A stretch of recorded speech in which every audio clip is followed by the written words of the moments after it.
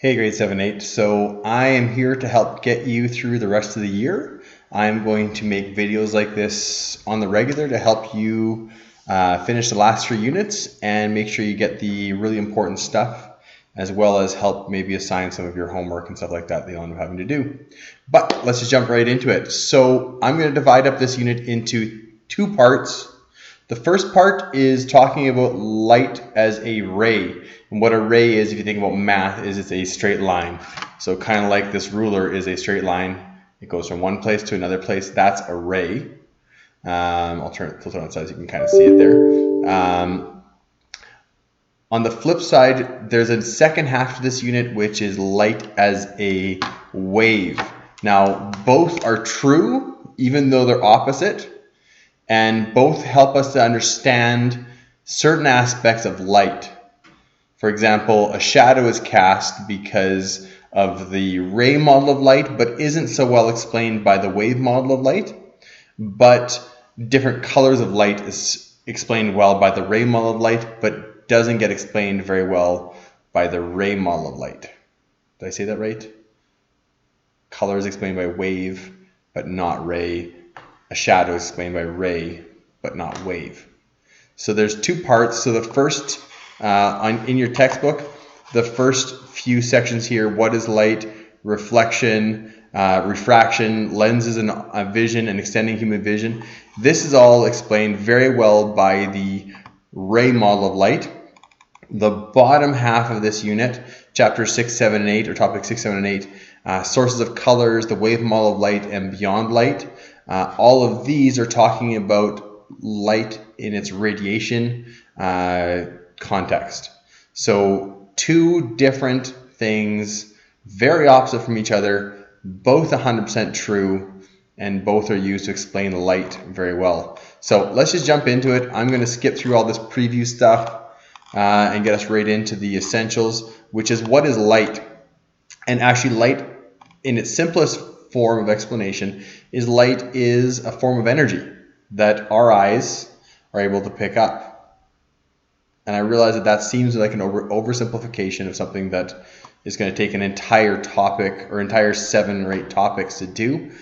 But that's the simplest version of it. It's a form of energy that our eyes can pick up. So in this opening little section here, there's this little bit here which is light as radiation. Or that same word is that radiate and radiation and radiant energy.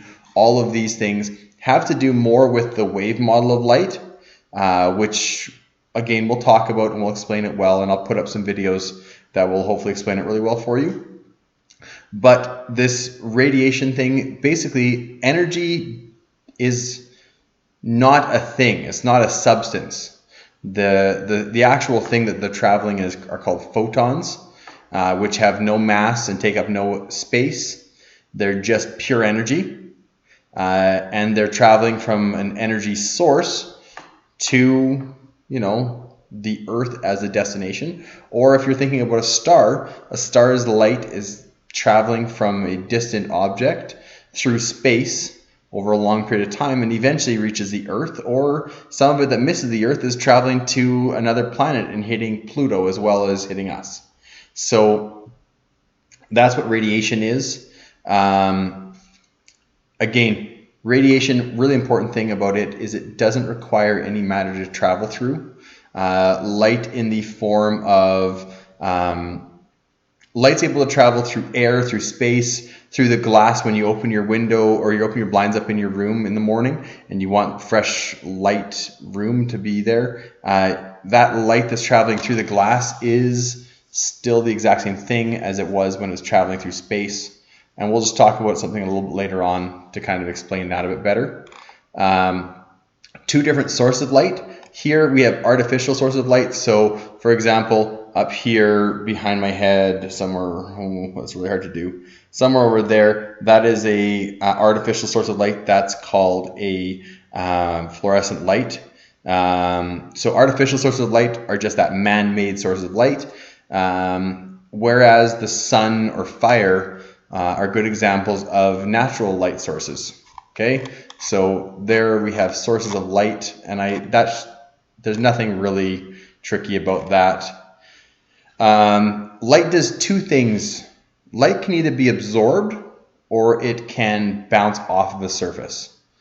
So some surfaces are really good at bouncing light, like a mirror, and some substances are really good at absorbing light, like a black car. I remember working at a car dealership and going outside and talking to a customer once, and I was wearing a short sleeve collared shirt, and I was talking to the customer. I leaned against a black pickup truck, and that really sensitive bit of skin on the underside of your arm was instantaneously just burned a little bit, and I kind of jumped off the car, and the customer had a good laugh at me, and I of course had a good laugh at me too. So light as a form of energy can either be absorbed, like that black truck did. It absorbed all the energy and held it until it, seared the underside of my arm, or it can be reflected like a mirror, or like a white car. A white car reflects most of the energy away from it.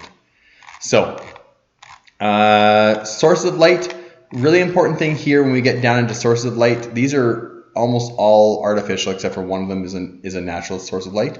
But when we're doing this, when we're talking about physics as a subject, these arrows represent like a transformation. So it goes from one thing to another type of energy, and goes from this type of energy to another type of energy. In physics, that is kind of what physics does, is it's explaining how energy is taken from one source to another source to another source, or transmitted. And it also, we'll talk a little bit later on about efficiency when it comes to that. Because, for example, this incandescent bulb is extremely inefficient.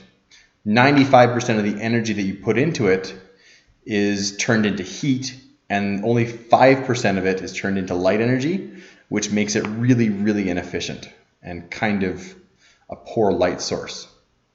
Okay, because what it actually does, it runs electricity through a wire up here to something called a filament, which is just a wire of resistant, a metal resistor, and basically it creates so much friction for the electricity passing through that it creates a lot of heat, and that heat eventually gets so hot that it creates visible light. So those are the energy transformations that are happening inside of an incandescent bulb. A little further on, we get the fluorescent light sources. Now, fluorescent light sources are those long tube bulbs, or like this guy here. This is probably something you're more familiar with, that being one of those little swirly fluorescent bulbs. It has the exact same process going on. There's high energy electricity transmitted from one side to the other side, and it goes through a mercury vapor, which is just mercury gas.